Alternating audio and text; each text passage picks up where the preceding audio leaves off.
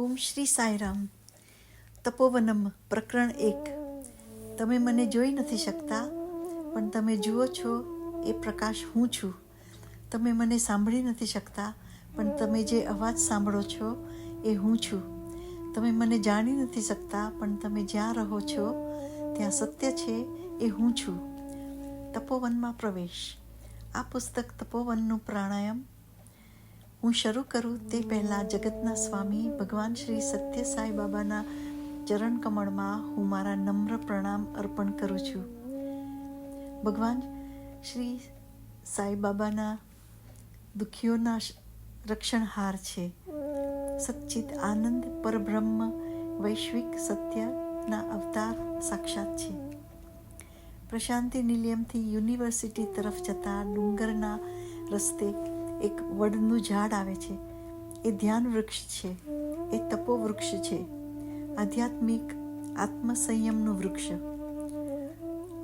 29 જૂન 1959 અષાઢ પૂર્ણિમા એટલે કે અષાઢ મહિનાની પૂનમના દિવસે ભગવાને 15x10નું એક જાડું તાંબાનું પતરું ઉપજાવ્યું અને એના ઉપર ખૂબ જ આધ્યાત્મિક શક્તિવાળા બીજ અક્ષરો કોતર્યા. પ્રશાંતિ નિલયમની પાછળ ટેકરી ઉપર એમણે એક જગ્યા નક્કી કરી હતી. ત્યાં આ પતરાને દાટ્યું. એ પવિત્ર પ્રસંગે એમણે ભક્તોને સંબોધન કરીને જાહેર કર્યું, આ વૃક્ષ બોધિ વૃક્ષ છે. આની નીચે બેસીને ગૌતમ બુદ્ધે જ્ઞાન પ્રકાશ મેળવ્યો હતો. આ જ્ઞાન વૃક્ષ છે. ભગવાન કૃષ્ણ વટપત્રશાયી તરીકે ઓળખાય છે. પ્રલયના વખતે એમણે એકદમ નાનકડા બાળકનું રૂપ લીધું હતું અને વડના વૃક્ષના પાંદડામાં સૂઈને આરામ કર્યો હતો. એટલા માટે એ વટપત્રશાયી કહેવાય છે. ભગવદ્ ગીતામાં કૃષ્ણે જે વૃક્ષનું વર્ણન કર્યું છે એ આ જ વૃક્ષ છે. સાધક જો આની નીચે બેસીને આધ્યાત્મિક સાધના કરશે, ધ્યાન ધરશે, તો એની બધી ઈચ્છા પરિપૂર્ણ થશે, જીવનમાં સફળ થશે અને ઇન્દ્રિય સંયમ થઈ જશે અને મનની સ્થિરતા પામશે. અષ્ટોત્તર શત નામાવલીમાં આ વૃક્ષના રોપવાના સંદર્ભમાં આમ કહેવામાં આવ્યું છે, સાધુકાનુગ્રહ વટ વૃક્ષ પ્રતિસ્થાપકાય નમઃ. વડ કાયમ જીવંત રહે છે, એ અમર છે. પોતાની મેળે જ એ એક પ્રચંડ વૃક્ષ બની જાય છે. પોતાની ડાળીમાંથી અસંખ્ય ડાળીઓનો વિસ્તાર કરે છે. એના પાછા નવા મૂળ થાય છે. આમ ચાલ્યા જ કરે છે અને લોકોની કાયમ એની છાયા મળ્યા જ કરે છે. સકળ માનવજાતના લાભ માટે ભગવાન રક્ષણ અને શાંતિના પ્રદેશનો વિસ્તાર કર્યા જ કરે છે. એમ કહેતા હું કદી અચકાઈશ નહીં. આ તપોવૃક્ષ એ સાચે જ કલ્પવૃક્ષ છે. એ ભગવાન સમાન છે.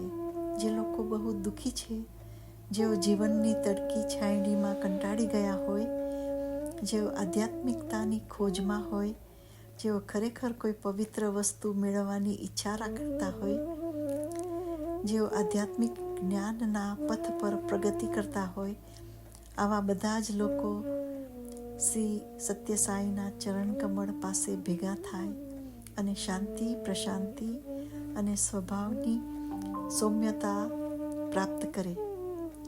ખરેખર તો બાબા પોતે જ તપોવૃક્ષ છે, જ્યાં દરેક જાતની આધ્યાત્મિક તપસ્યાનું ફળ મળે છે. પ્રશાંતિ નિલયમમાં સાચે જ તપોવન છે. એ સમયે પ્રશાંતિ નિલયમનું બાંધકામ હજી શરૂ નહોતું થયું. એક દિવસ ભગવાન ત્યાંના ખડકાળ મેદાનમાં ઊભા હતા. એકદમ એમના મોંમાંથી ભવિષ્ય કથનના શબ્દો નીકળી પડ્યા. થોડા વખતમાં જ આ સ્થળનું શિરડી, તિરુપતિ અને વારાણસીમાં પરિવર્તન થઈ જશે. આધ્યાત્મિક શાંતિ અને મુક્તિ માટે સત્યને શોધનારા હજારો યોગીઓ અને સંન્યાસીઓ આ સ્થળે આવશે. આ જ જગ્યામાં સનાતન ધર્મનું પુનરુત્થાન થશે. દુનિયામાં બધા ખૂણામાંથી હજારો અને લાખો લોકો મારી શોધમાં અહીં આવશે. તો દૂર દૂરથી પણ ટોળા મારી અલ્પ ઝલક લેવા માટે લાંબી ડોકે જોતા હશે. મેં પહેરેલા આ ભગવા જબ્બાનું થોડું પણ એમને દર્શન થાય છે તો કૃત્ય થયા એમ સમજે છે અને પોતાના ગ્રહોનો પાડ માને છે અને પોતાના જીવનની સિદ્ધિ માટેની ઈચ્છા પૂર્ણ થઈ એટલે આભારવશ બને છે. સ્વામીની આ જાહેરાત પછી થોડા જ સમયમાં પ્રશાંતિ નિલયમની રચના થવા માંડી. પ્રશાંતિ મંદિર એની નવીન પ્રકારની સુંદરતા અને લાક્ષણિકતા સાથે મંદિરનું ટાવર, ભક્તજનોના રહેવા માટે કેટલાય બહુમાળી મકાનો, પૂર્ણચંદ્ર સભાગૃહ, ઓડિટોરિયમ અને સાયક્લોન હોલ વગેરે અસ્તિત્વમાં આવ્યા. થોડા જ સમયમાં પ્રશાંતિ નિલયમને કસબાનો દરજ્જો મળ્યો. બાબાના શબ્દોમાં, આ એવું સ્થળ છે કે જ્યાં દરેક માણસ અપ્રતિમ શાંતિનો અનુભવ કરી શકશે. આ મંદિર છે તો ચર્ચ પણ છે અને સિનિયોગ દેવળ પણ છે. દરેક પ્રસંગની પ્રમાણે એ ત્યાં જઈ શકે છે. ભગવાનના પ્રેમના મોટા ફુવારામાં પાણી અમર્યાદિત રીતે બધા જ પી શકે છે. અહીં દરેક આધ્યાત્મિક સાધનાની ટોચ ઉપર પહોંચી શકે છે. દરેક વ્યક્તિને હૃદયને પ્રશાંતિ નિલયમાં પરિવર્તન કરવાનું મારું ધ્યેય છે. આ જ ધ્યેય પ્રાપ્ત કરવાનો મારો આ અવતાર મારે લેવો પડ્યો છે. દરેક ભક્તને આ નિર્દોષ વાતાવરણમાં દિલ ભરાઈ જાય ત્યાં સુધી ધ્યાન કરવાની છૂટ છે. ગમે તે ભગવાનની એ પૂજા અહીં કરી શકે છે અને ક્યાંય ખલેલ નહીં પહોંચે. દુનિયામાં ક્યાંય આવી સુવિધા નહીં મળે. એટલે જ આ જગ્યાને ધ્યાન માટે વૈશ્વિક બાગ કહેવામાં આવે છે. વિશ્વ તપોવનમ. આધ્યાત્મિક સાધનાનું ફળ અહીં તત્કાળ મળે છે. નિરાકાર પરબ્રહ્મના દેહરૂપી દર્શન થાય છે. ફક્ત ધ્યાનમાં જ બેસો અને ભગવાન સ્વયં તમારી પાસે આવશે. એ તમારી સામે જ ઊભા હોય છે, તમારી સામે સ્મિત કરે છે, એ વાલથી બોલે છે, ફરી ફરીને તમને ખાતરી આપે છે, એ મૃદુતાથી તમારો સ્પર્શ કરે છે, તમને આશીર્વાદ આપે છે, તમારા અસ્તિત્વના અણુને અણુ પર દિવ્ય આનંદ વરસાવે છે. પૂર્વજન્મના સત્કર્મો અને સદભાગ્યના બળે તપોવનમાં પ્રવેશ મળે છે. એટલે જ ભગવાન કહે છે, મારી ઈચ્છા વગર પુટ્ટપર્તીમાં કોઈ પણ પગ મૂકી શકતું નથી. ભાગ્યવશ કે અકસ્માતથી કોઈ ત્યાં આવી શકતું નથી. આ સાવ સાચી વાત છે. મનની અશાંતિમાંથી છુટકારો પામવા સેંકડો અને હજારો યાત્રાળુ પુટ્ટપર્તીમાં ટોળે મળે છે. તેઓ પાસેથી કે દૂરથી દરેક ખંડ અને દેશમાંથી આવે છે. તેઓ વિવિધ જાતિના કે ધર્મના હોય છે. વળી એ લોકો વિવિધ ભાષા બોલતા હોય છે. અવર્ણનીય આનંદ અને શાંતિ મેળવ્યા પછી તેઓ પાછા જાય છે. પૂર્વજન્મની આધ્યાત્મિક સાધનાના પુણ્યો ભેગા થયા હોય એનો બદલો એમને જરૂરથી મળે છે. અંગત રીતે ભગવાન સાથેનું પરસ્પર મિલન થાય છે. એ જ પુટ્ટપર્તીના પુરસ્કાર છે. ભગવાન શ્રી સત્યસાઈ એમના ઉપર આશીર્વાદ વરસાવે છે. એથી તેઓ ખુશ થાય છે. જે લોકોએ ક્યારેય પણ આધ્યાત્મિક સાધના ન કરી હોય એવા લોકો પણ ભગવાનને જોઈને પ્રેરણા મળે છે અને સાધના કરવા મંડી પડે છે. સાધારણ નિરીક્ષણ કરનાર માટે પણ આ સ્પષ્ટ છે. આવા બીજા ઘણા કારણોને લઈને આ પુસ્તકનું નામ તપોવનમ રાખવામાં આવ્યું છે. તપોવનમ એટલે ધ્યાન માટેનો બગીચો અને પરમ કૃપાળુ ભગવાનને આ નમ્ર પ્રયાસને આશીર્વાદ આપ્યા છે. પ્રણવમ પુટ્ટપર્તીનું યાત્રાનું કેન્દ્ર સુંદર ટેકરીઓથી વીંટળાયેલું છે. એથી ત્યાં મનોહર અને શાંત વય વાતાવરણ મળે છે. મહાન ઋષિમુનિઓ અહીં ધ્યાન કરતા હશે એવું આપણને લાગે છે. જુઓ, હવે આ બ્રહ્મ મુહૂર્ત છે. તાજગી ભર્યો ઠંડો પવન વાય છે, પંખીઓ ઉડે છે અને કલરવ કરે છે. પ્રશાંતિ નિલયમના પરસાળમાં સવારના 4:30 વાગે ઝાલરમાં 12 ટકોરા પડે છે. દિવ્ય દરબારમાં હવે પ્રવૃત્તિની હલચલ શરૂ થાય છે. ભક્તો આગળના મેદાનમાં જાય છે અને હારમાં જગ્યાએ બેસે છે. 4:50 વાગે 5 ટકોરા પડે છે. આગળના મેદાનમાં જે બેઠા હોય છે તેઓ હોલ તરફ અંદર જાય છે. ભજન પછી હોલ આખો ભરેલો હોય છે. લાઇટ ઠારી નાખવાની આવી હોય છે અને બારણા બંધ કરી દેવાય છે. અત્યારે બરોબર સવારના 5 વાગ્યા છે. ઘંટ વાગે છે. ભેગા થયેલા ભક્તો લયબદ્ધ રીતે ઓમકારના ઉચ્ચાર કરે છે.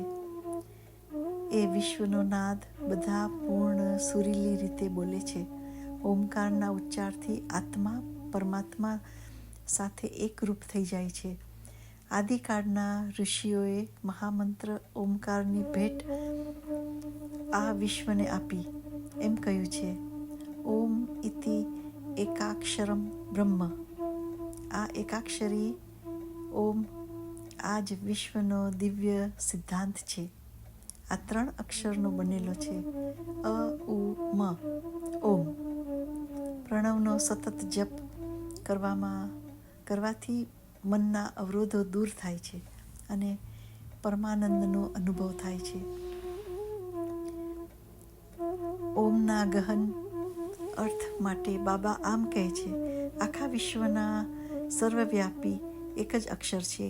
એ ઓમકાર છે. એ પ્રણવ છે. સર્વ સર્જન પ્રણવથી ઘેરાયેલું છે. પર્વતોમાંના ઝરણા પ્રણવ થાય છે. સમુદ્ર પણ પ્રણવ થાય છે. સમગ્ર શ્વાસોશ્વાસની ક્રિયા પણ પ્રણવ જ છે. જે લોકો શારીરિક કામો કરે છે, જેવું કે ડોળી ઉપાડવી, કપડાં ધોવા, એમની રગે રગમાં પ્રણવની શક્તિ ફરતી હોય છે. તેઓ લયબદ્ધ જાપથી તેમનો તણાવ દૂર કરે છે, નાડીઓનું શમન કરે છે. આવું હોવાથી જો માણસ પૂરેપૂરી સમજ અને ભક્તિ સાથે પ્રણવના જાપ કરે તો પૂર્વજન્મના બધા જ પાપો તેમજ જન્મ મરણના ફેરામાંથી મુક્તિ પામે. જેવી રીતે લાંબી ટ્રેનના ડબ્બા એન્જિન સાથે જોડાઈ જાય પછી જ આગળ ચાલી શકે છે, એમ બધા મંત્રોથી આગળ એમ લાગે તો એ મંત્રો ફળદાયી અને શક્તિશાળી થાય છે. ફક્ત પ્રણવ જ બોલવામાં આવે તો પણ આખા વેદનો અર્ક મળી જાય છે. આવા પ્રખર શક્તિશાળી પરમાનંદને આપનાર ઓમકારના હવે પ્રશાંતિ નિલયમમાં 21 વાર પડઘા પાડવામાં આવે છે. આ રીતે આધ્યાત્મિક સ્પંદનો ઉદ્ભવે છે. આ રીતે ઉત્પન્ન થયેલા સ્પંદનો પ્રભાતના પહોરની હવાની લહેરના તરંગોના પાંખ ઉપર લઈ જઈ સમગ્ર વિશ્વના આધ્યાત્મિક ધડકનનું સર્જન કરે છે. પછી આવે છે સુપ્રભાતમનો સમય. ભગવાનને વિધિપૂર્વક જગાડવાની વિધિ. શ્લોકો સંસ્કૃતમાં છે. સવારના વાતાવરણને અનુરૂપ લયબદ્ધ અને સ્વરબદ્ધ સંગીત રચના કરવામાં આવી છે. સુપ્રભાતમ.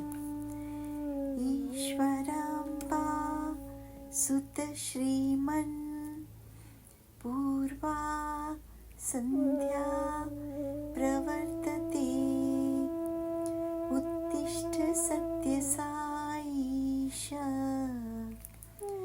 કર્તવ્યમ દૈવમાહિકમ. એનો અર્થ થાય છે, હે ઈશ્વર અંબાના પુત્ર, હે દૈદીપ્યમાન પ્રભાવશાળી એવા આપ, પૂર્વમાં સૂર્યોદય થાય છે, તમારે તમારા દિવ્ય કર્મો કરવાના છે, એનો સમય થયો છે. હે ભગવાન સત્ય સાઈ, હવે તમે જાગો જાગો. ઉત્તિષ્ઠોત્તિષ્ઠ પરધીશ ઉત્તિષ્ઠ જગદીપતે ઉત્તિષ્ઠ કરુણાપૂર્ણ લોકમંગલ સિદ્ધયે. હે પરથીના ભગવાન, ઉઠો, જાગો. પુટ્ટપર્તી, જ્યાં એમણે પોતાનો આવિષ્કાર કર્યો અને જ્યાંથી એમના ભવ્યતાએ આખી દુનિયાને પ્રકાશિત કરી. જાગો જાગો સમગ્ર વિશ્વના ભગવાન અને સકળ માનવ જાતના ભગવાન, જાગો. હે કરુણાના સ્વામી, જાગો, જેથી કરીને જગતમાં મંગળ થાય. ચિત્રાવતી તટ વિશાલ સુશાંત સૌધે તિષ્ઠન્તિ સેવક જના સ્તવ દર્શનાર્થમ આદિત્ય કાંતિરનુભાતિ સમસ્ત લોકાન. શ્રી સત્ય સાઈ ભગવન તવ સુપ્રભાતમ. શાંતિભર્યા પ્રસાદમાં પ્રશાંતિ નિલયમ અને ચિત્રાવતી નદીના તટે તમારી સેવા કરવાને આતુર લોક તમારા દર્શન કરવા માટે રાહ જોઈ રહ્યા છે. સૂર્યનો પ્રકાશ સમગ્ર પ્રદેશને અજવાળતો ફેલાઈ રહ્યો છે. હે ભગવાન સત્ય સાઈ, અમે તેજસ્વી પ્રભાત અને માટે પ્રાર્થના કરીએ છીએ.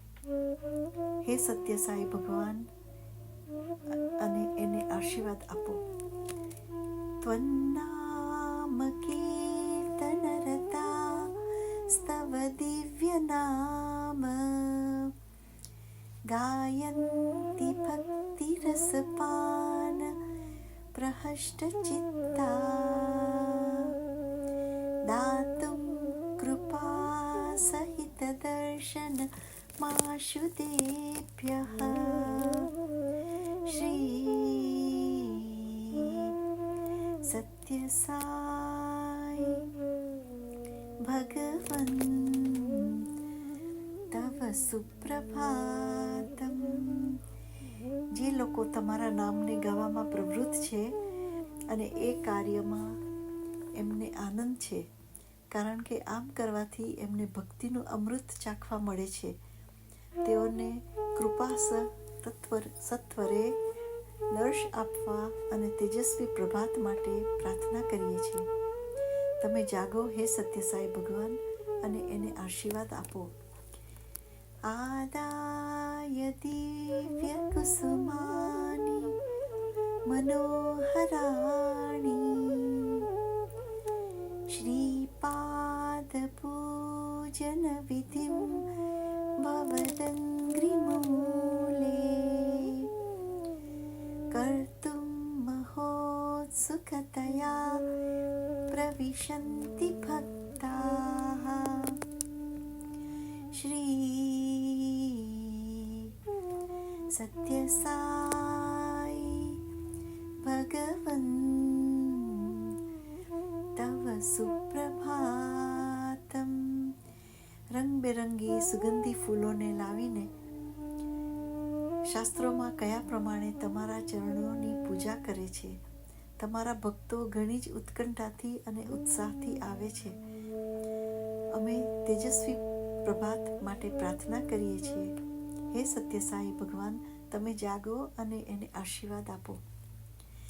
દેશાંતરાગત બુધા તવ દિવ્ય મૂર્તિમ સંદર્શનાભિરતિ સંયુક્ત ચિત્તવૃત્ત્યા વેદોક્તમંત્રપઠનેન લસન્ત્યજશ્રમ શ્રી સત્યસાઈ ભગવન તવ સુપ્રભાતમ.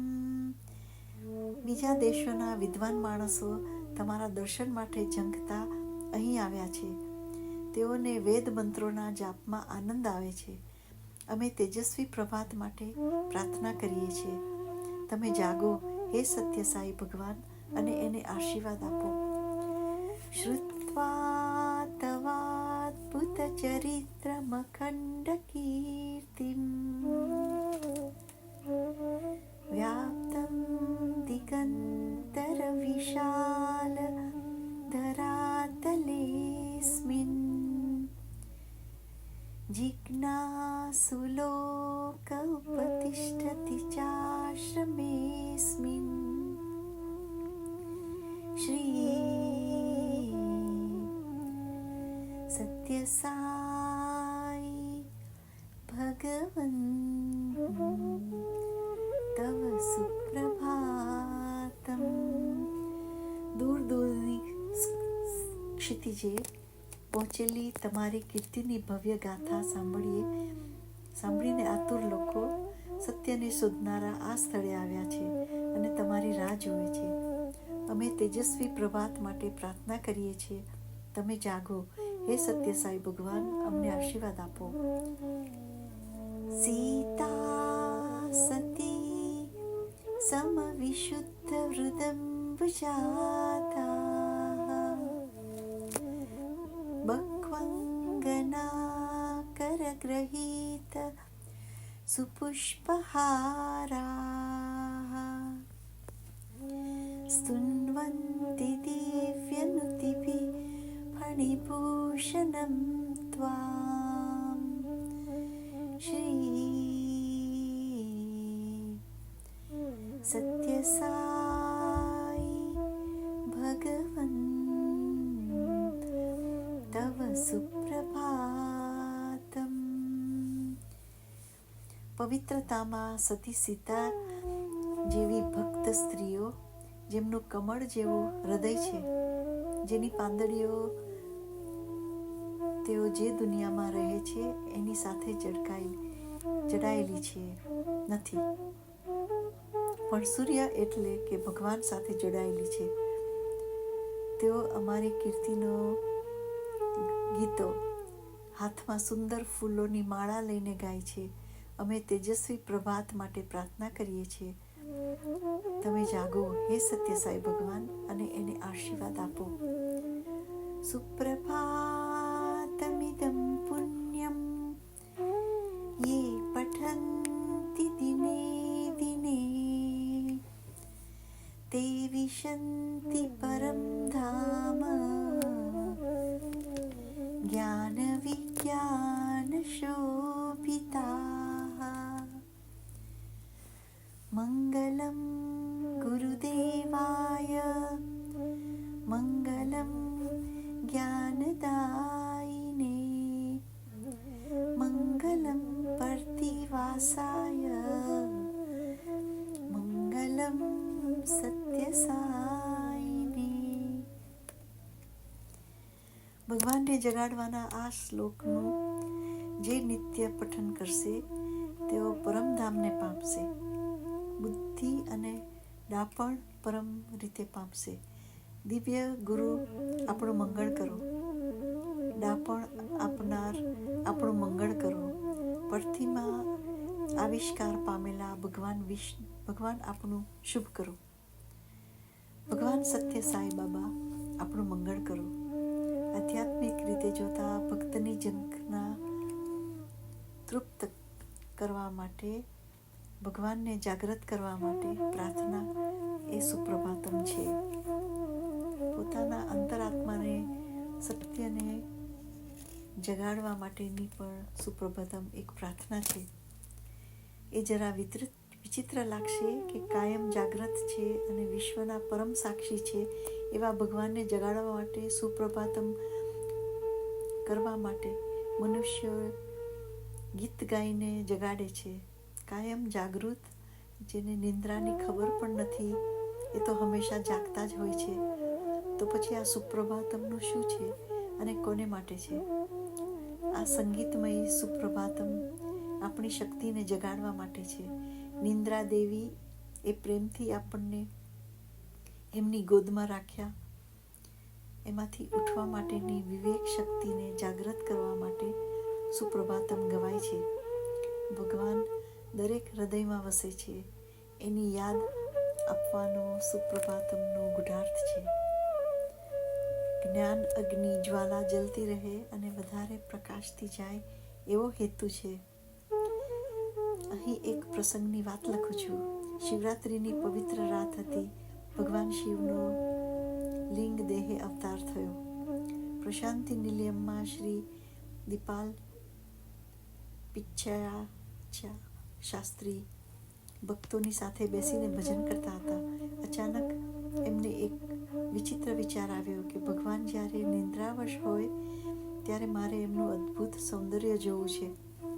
તે જ રાત્રે 11 વાગ્યે સ્વામીએ શાસ્ત્રીને મુલાકાત માટે બોલાવ્યા અને એમની સાથે વાતો કરવા લાગ્યા. સમય એટલો પસાર થઈ ગયો એનું શાસ્ત્રીને ભાન ન રહ્યું. લગભગ 1 કલાકથી વધારે સમય પસાર થઈ ગયો હતો. શાસ્ત્રીને ઊંઘ આવવા માંડી. એ બગાસાને રોકી ન શક્યા. પછી સ્વામીએ એમને કહ્યું, શાસ્ત્રી, તમારે મને સૂતેલો જોવો છે અને તમે ક્યાં નિંદ્રાવશ થવા માંડ્યા? શાસ્ત્રી એકદમ જાગૃત થઈ ગયા અને એમને નવાઈ લાગી. થોડા જ વખત પર જે વિચાર આવ્યો હતો એ સ્વામીએ શી રીતે જાણી ગયા? બાબાએ ગંભીર અવાજે કહ્યું, શાસ્ત્રી, ધારો કે હું સૂઈ જાઉં તો તમે પાછા જાગશો? શાસ્ત્રી ચોંકી ગયા. ભગવાન સદા જાગતા જ હોય છે, તેમ સદા કાર્યરત હોય છે. આ સાદું સત્ય છે, એને આપણે ભૂલી ન જવું જોઈએ. નગર કીર્તન. સુપ્રભાત પછી હવે નગર કીર્તનનો સમય થયો છે. આમાં ભક્તોની ટુકડી ભક્ત ગાતા ગાતા શેરીઓમાં ફરે છે. તેઓ ભક્તિથી અને સમર્પણ ભાવથી ભજન ગાય છે. લયબદ્ધ. ઘણી વખત આ સંગીતના સાજ પણ સાથે વાગતા હોય છે. આથી ગાનારને જ નહીં પણ બીજા લોકોને પણ આધ્યાત્મિક વિચારોની પ્રેરણા મળે છે. વહેલી સવારે જ્યારે પક્ષીનો કલરવ કરે છે, જ્યારે ઠંડો મીઠો પવન પ્રશાંતિ નિલયમ ઉપર વાય છે, ભક્તોના મીઠા સંગીત જ્યારે સ્વામીના મંદિરની આસપાસ ફરે છે, ત્યારે દરેકને ભૂલી ન શકાય એવી અનુભૂતિ થાય છે. ફેલાઈ રહેલા પીપળના વૃક્ષ નીચે ભગવાન ગણેશના મંગળ દર્શન કરી પ્રશાંતિ નિલયમના પ્રવેશ દ્વાર પાસે જાય છે અને ત્યાંથી નગર કીર્તનનો આરંભ થાય છે.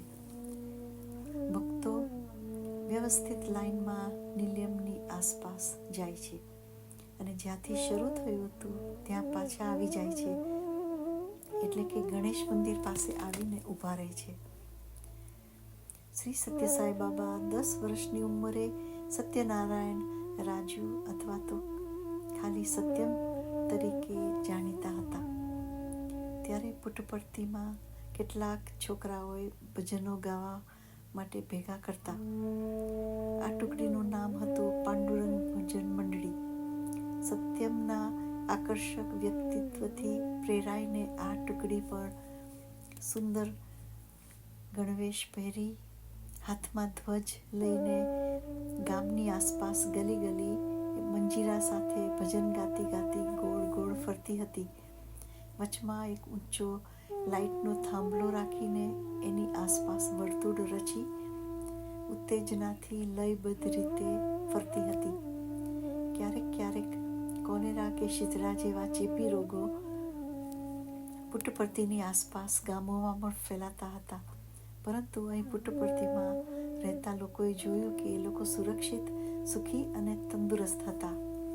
પરંતુ તેઓને એમ લાગતું હતું કે આ સંરક્ષિતા સત્યમની ભજન મંડળીની ભક્તિભાવ પૂર્વકની ક્રિયાને લઈને જ છે. થોડા વખત પછી પાડોશમાં ગામડાઓમાં પણ આ મંડળીએ ભજન ગાવાનું આમંત્રણ આપવા માંડ્યા.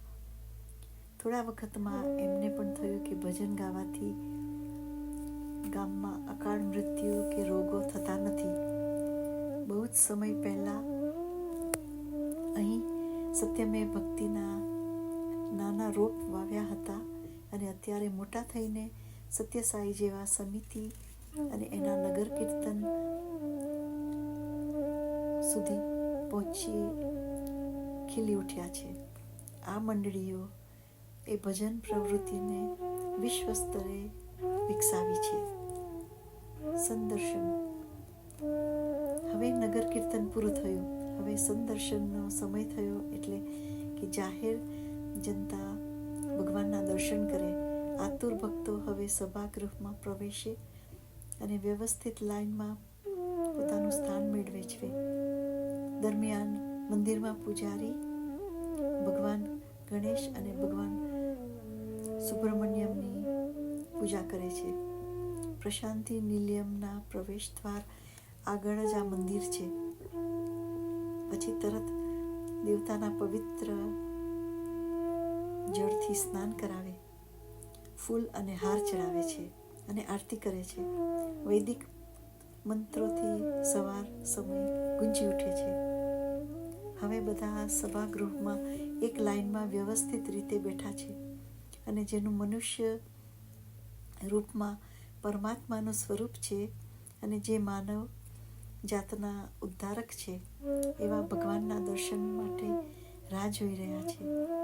જે લોકો દૂરના દેશોથી આવ્યા છે, બીજા ધર્મમાં માને છે અને જેની પૂજાની પદ્ધતિ જુદી છે, એવા લોકો ખૂબ જ આતુરતાથી ભગવાનના દર્શનની રાહ જોઈ રહ્યા છે. પરંતુ અહીં તો સૌ એક જ છે. રોજ રોજ એક જ ક્રમમાં જે બને છે એમ સદા કરુણાળુ ભગવાન શ્રી સત્ય સાઈ બાબાના આગમનની બધા રાહ જોઈ રહ્યા છે. 2 કલાક પસાર થઈ ગયા પણ હજી સ્વામી આવ્યા નથી. કોઈ દુઃખી ભક્તે સ્વામીને બોલાવ્યા હશે. જે ઘડીએ ભક્ત ઓ સાઈ એમ બોલે તે જ ક્ષણે ભગવાન ત્યાં પહોંચી જાય છે. હા, હું અહીં જ છું. એમને તરત જ રક્ષણ આપે છે. સ્વામીનું આટલું ઔદાર્ય પામ્યા પછી એ ભક્ત સ્વામીને જલ્દીથી ત્યાં જવા દેશે કે અને હર્ષાશ્રુ નહીં આવે? ભગવાનના ચરણ કમળની પૂજા કરવાની જે તક મળી છે એને એ જવા દેશે? આવા કંઈક કારણોને લઈને ભગવાન હજી દર્શન આપવા નથી આવ્યા. નહીતર કરુણા સાગર સાઈ મંદિરમાં જે ભક્તો દર્શનની આતુરતાથી રાહ જોતા બેઠા છે એમને દુઃખ અને ચિંતાના લાંબો સમય અવગણે નહીં. અરે જુઓ જુઓ, સ્વામીના આગમનની છડી પોકારતી બંસરીના સૂરો સાંભળો. જેવી રીતે સૂર્યમુખી ફૂલ સૂર્ય તરફ જુએ તેવી જ રીતે બધા ભક્તજનો આંખો ખોલી આ ધ્વનિ તરફ જોઈ રહ્યા છે. ભગવાનના દર્શનના જરાક ઝલક માટે મેળવવા માટે બધા ભક્તો પ્રયત્ન કરે છે. એમણે લાલ રંગની ચમક ત્યાં ક્યાંય ભાળી. એ રંગથી સમજ પડે છે કે ભગવાન કઈ દિશામાંથી આવે છે. આ જ એક સત્ય છે, એકમ સત. કેટલું ગૌરવશાળી આ દ્રશ્ય છે. લાલ કપડાં પહેરેલા દયા અને કરુણાએ જાણે કે મનુષ્ય દેહ લીધો હોય, જાણે કે લાવણ્યનું મનુષ્ય રૂપ. અવર્ણનીય લાવણ્યથી મંદ મંદ હસતા ભગવાન શ્રી સત્યસાઈ બાબા અંદર ફરે છે અને ભક્તોની લાઈનમાં જઈ રહ્યા છે. એમનો એક હાથ અભય મુદ્રા કરતો ઊંચો હતો, રક્ષણ આપવાની નિશાની.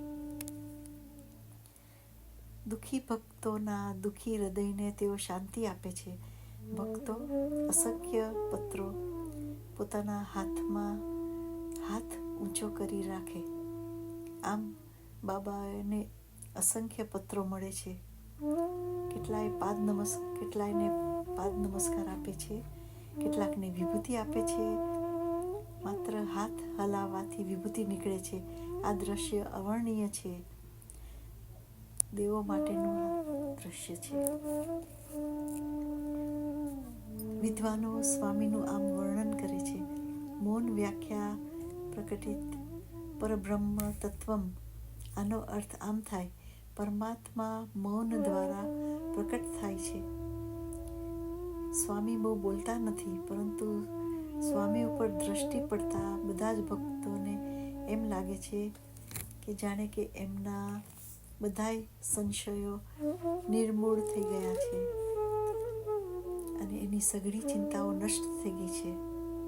એના સમગ્ર શરીરમાં શાંતિ, કરુણા અને પ્રેમ વ્યાપી જાય છે. ત્યાં પ્રત્યેક વ્યક્તિ એક જ સરખા વિચાર કરે છે. સ્વામીના આ દર્શન માટે મેં કેટલા દિવસ અને વર્ષોથી ઈચ્છા કરી હતી. નિત્ય કરુણાવાળું ભગવાનનું મનુષ્ય રૂપે મારી નિકટ છે, એ સાવ પાસે છે. આ ગૌરવવંતા દર્શનની મારી આંખોને શાતા વળવા દો. મારા હર્ષાશ્રુ મારા દર્શનની વચ્ચે ન આવે. એમના દર્શનની ઈચ્છા લાંબા સમયથી રાખતો હતો, એટલે મારું મન નબળું થઈ ગયું હતું. આ ધન્ય ઘડી છે. દિવ્ય લાવણ્ય આપણી સમિત છે. મારી આંખો અને મારા મનને ઉજાણી કરવા દો. આટલો લાંબો સમય એમની રાહ જોવાથી મારા સ્પર્શની શક્તિ નષ્ટ થઈ ગઈ છે. ભગવાનના ચરણ કમળ અહીં છે, હવે એને પહોંચી શકાય એમ છે. એટલે મારા દેહને આ દિવ્ય ચરણોનો હમણાં જ સ્પર્શ કરવા દો. અરે ના ના, મારું શરીર નથી ચાલી શકતું નથી. મારી જીભ પણ ભગવાન સાથે વાત કરવાની ના પાડે છે. આ બધા મારી આંખો, મારું મન, મારું પોતાનું શરીર, મારી જીભ પણ અણીને ક્ષણે મને ધોકો દે છે. મારા આંસુ મારી દ્રષ્ટિને અવરોધે છે. મારી જીભ બંધાઈ ગઈ છે. પ્રગાઢ આનંદ થવાથી મારું શરીર મને જ ભૂલી ગયું છે. સાઈના વ્યક્તિત્વની આવી શક્તિ છે, જે સદા કરુણાળુ એવા ભગવાન તરફ જોવાથી પણ અદ્વિતીય શાંતિ મળી જાય છે, આંતરિક આનંદ મળે છે. બાબાના સ્વરૂપ સામે આપણે આપણી પાક આંખથી તાકીએ ત્યારે કંઈક એમણે જ અમને અમારા કાનમાં રહેલા દિવ્ય ઇરિંગોનો પ્રભાવ વિશે કહ્યું હતું અને યાદ આવ્યું. એમણે એકવાર ઘોષિત કર્યું હતું, મારા નિજાનંદ માટે વિશાલ વિશ્વની ઉત્પત્તિ મેં ઈચ્છા કરી. આની પહેલાં મને સમજી શકે એવું કોઈ હતું નહીં. મેં ફક્ત ઈચ્છા જ કરી, એટલું જ. ત્યાં તો પર્વતો ઊભા થઈ ગયા, નદીઓ વહેવા લાગી, નીચે પૃથ્વીએ અને ઉપર આકાશે આકૃતિ ધારણ કરી. સમુદ્રએ વીંટો વાળી દીધો. સૂર્ય, ચંદ્ર અને રણે મારા અસ્તિત્વના નિદર્શન માટે આકાર લીધો. માણસો, પ્રાણીઓ, પક્ષીઓ બધા બોલવા લાગ્યા, સાંભળવા લાગ્યા અને આમ તેમ ફરવા લાગ્યા. માણસને પ્રાધાન્ય આપવામાં આવ્યું. મારું પોતાનું વિવેકનું વિજ્ઞાન મેં માણસોના મગજ સાથે જોડી દીધું. કેવી ગહન અને અણીધારી માહિતી! આ શબ્દોનું ધ્યાન કરતા એ આપણને આધ્યાત્મિકતાના ઉચ્ચતમ પરમ સોપાન પર પહોંચાડશે. ત્યાં એકત્ર થયેલા ભક્તજનોને મુક્ત કરી ભગવાન પાછળની હાર પાસે ધીરે ધીરે ચાલતા થાય છે. ત્યાં મંદિરના વરંડા પર શાળાના બાળકો બેઠા હતા. એમના શારીરિક વય વધારે હોવા છતાં તેઓ સૂર્યની જેમ નિયમિત રીતે ભક્તોને દર્શન આપે છે. એમને કષ્ટ આપવા માટે ઘણીવાર આપણને દુઃખ પણ થાય છે. પછી સ્વામી કેટલાક અંગત ભક્તોને મુલાકાત માટે પસંદ કરે છે. એક પછી એક બધાને ઓરડા પાસે લઈ જાય છે. ત્યારે સ્વામીના હોઠ ઉપર સ્મિત ફરકતું હોય છે. અહીં સવારના દર્શનનો સમય પૂરો થાય છે. દેવતાઓ પણ મારી રાહ જુએ છે. ભગવાનના દર્શન થયા હોવાથી ભક્તોના મન આનંદિત થયા હોય છે. આંખો બંધ કરીને અમને જે સુંદર અનુભવ કરાવ્યો તેનું અમે ધ્યાન ધરીએ છીએ. સાથે સાથે ભગવાનના આકર્ષક અને ભવ્ય સ્વરૂપનું પણ ધ્યાન ધરીએ છીએ. બાબાએ એક વખત સંદેશો આપ્યો હતો જેનું મધુર સ્મરણ થયું. મારા દર્શનથી ધન્ય બન્યા પછી શાંત જગ્યામાં બેસી જાઓ. તમારું મન સ્થિર રાખો. એ નીરવ શાંત સ્થિતિમાં મારા સ્વરૂપનું ધ્યાન ધરો.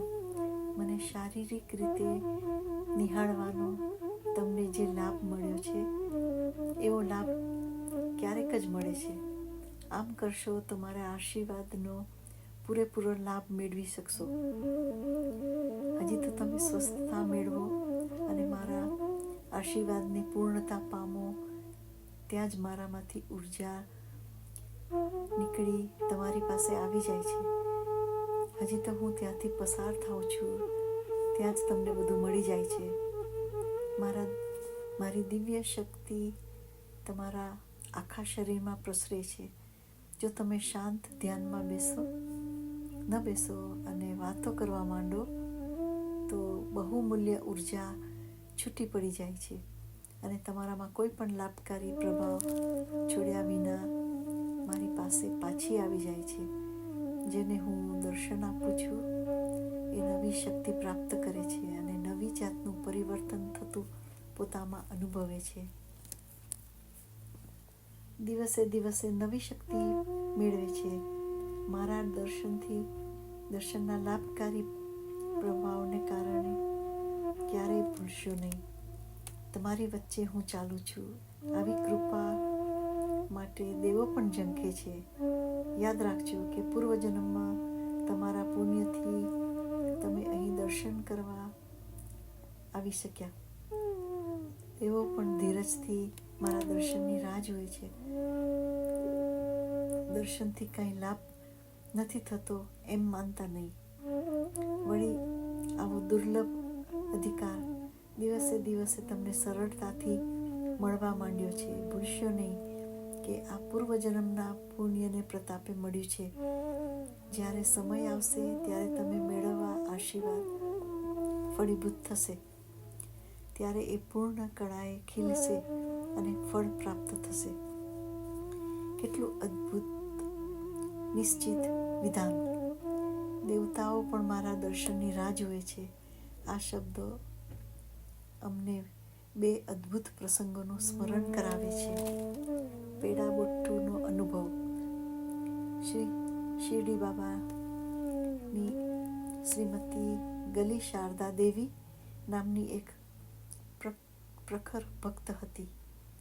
એમણે ઘણો બધો સમય એમની સાથે વિતાવ્યો હતો.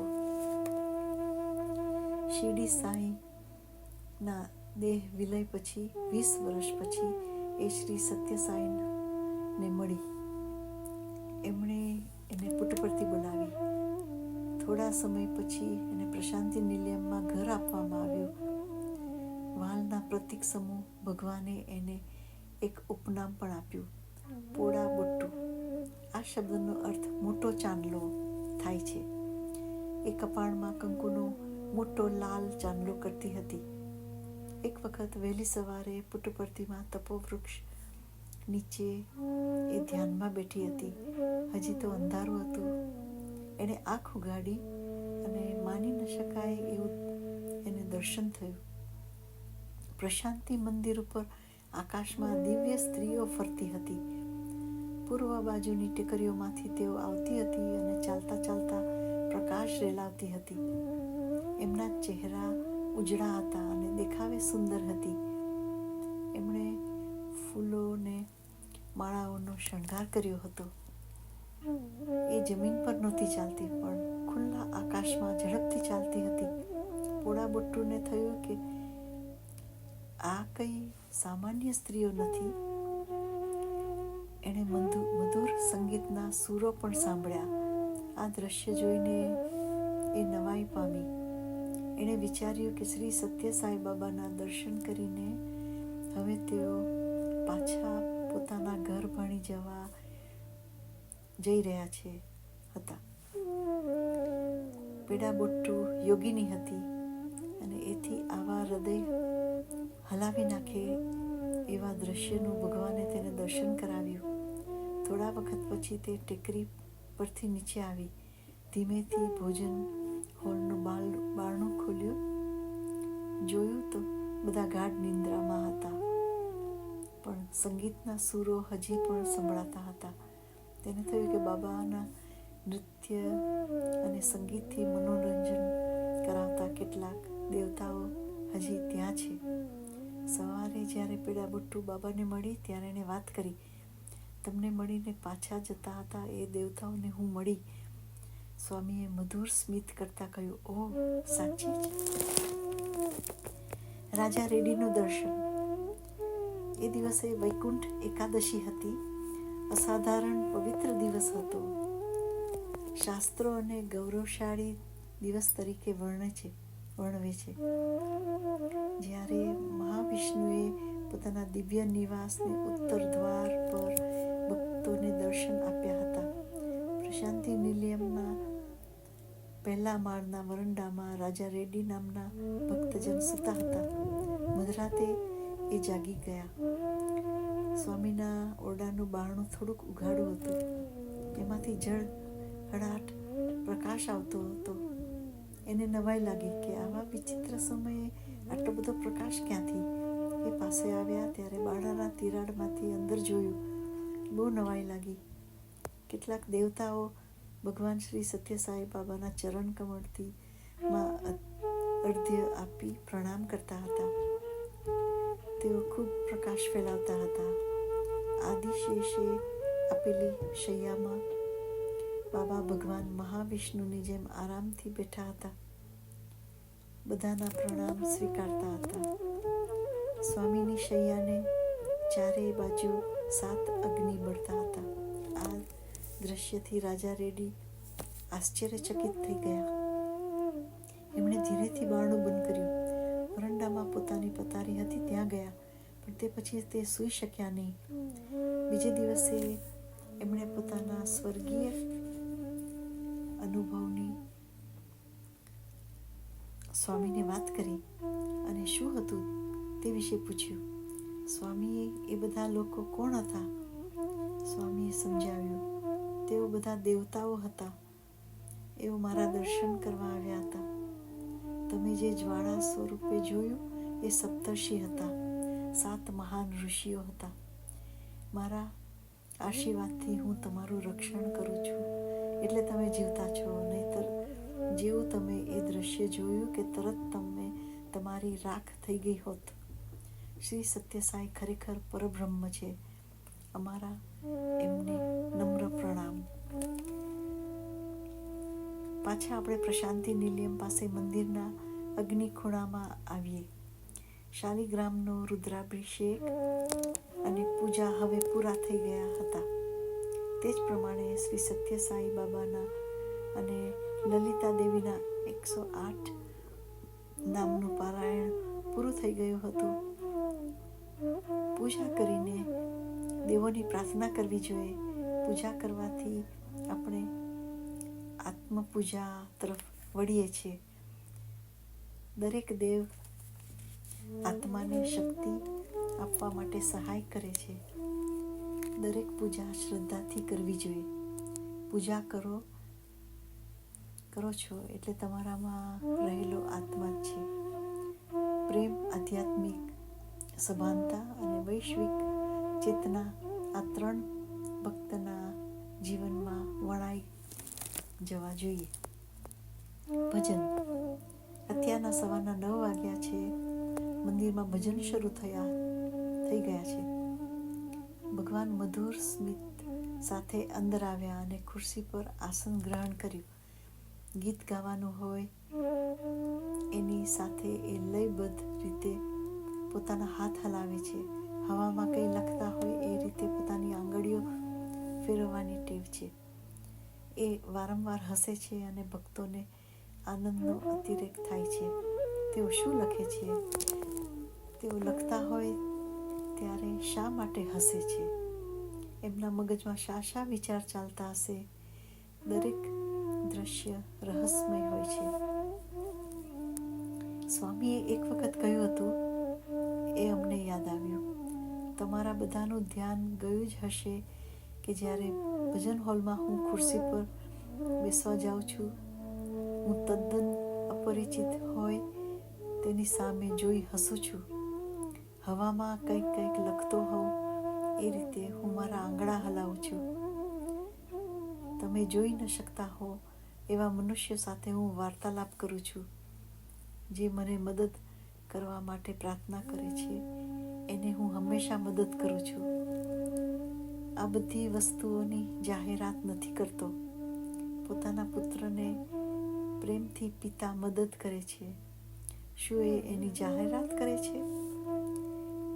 જાહેર ભજનમાં કાર્યક્રમ ગણેશ ભગવાન, ભગવાન શ્રી રામ, ભગવાન શ્રી કૃષ્ણ, બુદ્ધ, જીસસ, સાઈ અને અલ્લાહને લગતા ભક્તિભાવપૂર્ણ ભજનો ગવાય છે.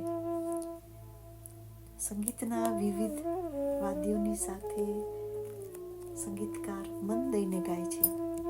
ભક્તો પણ એની સાથે જોડાય છે.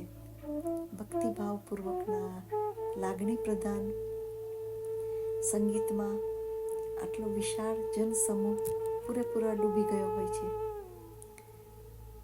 સ્વામીને પણ આવી રીતે આનંદમાં તરબોળ થતા જોવાનો સ્મરણીય અનુભવ જોનારામાંથી ભાગ્યશાળીને મળતો હોય છે. સ્વામીએ એક વખત પોતાના ભક્તોને સરળ અલંકાર ટાંકીને ભજનનો માર્મિક અર્થ સમજાવ્યો હતો. એમણે કહ્યું, તમે જ્યારે એક વૃક્ષ નીચે ભેગા થાવ છો અને મોટેથી અવાજ કરો છો ત્યારે વૃક્ષ પર બેઠેલા પક્ષીઓ ઉડી જાય છે. આ પક્ષીઓ છે કામ, ઈચ્છા, ક્રોધ, મોહ, લોભ, મદ અને મત્સ્ય.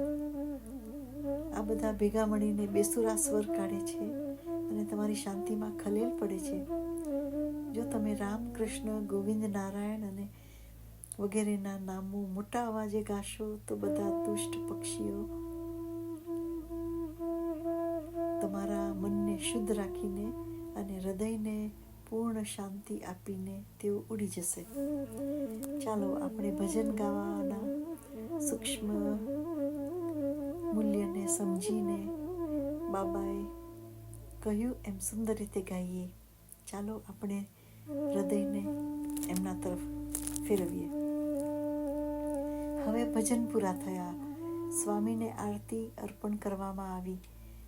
હવે એ પોતાના અંદરના ઓરડામાં જઈ રહ્યા છે. આ પ્રશાંતિ નિલયમની સવારની ક્રિયાનો અહેવાલ છે. ચાલો આપણે શ્રી સત્ય સાઈ બાબાને પ્રણામ કરીએ. ચાલો આપણે એમના દિવ્ય સ્વરૂપને વાગોળીએ અને ધ્યાન કરીએ. આપણને ભાન થવું જોઈએ કે સ્વામી આપણા હૃદયમાં જ વિરાજમાન છે. હવે શાંતિથી આપણે પ્રશાંતિ નિલયમથી નીકળીને ઘેર જઈએ. ઓમ શાંતિ. ઓમ શ્રી સત્ય સાઈ પરબ્રહ્મણે નમઃ. શાંતિ શાંતિ શાંતિ.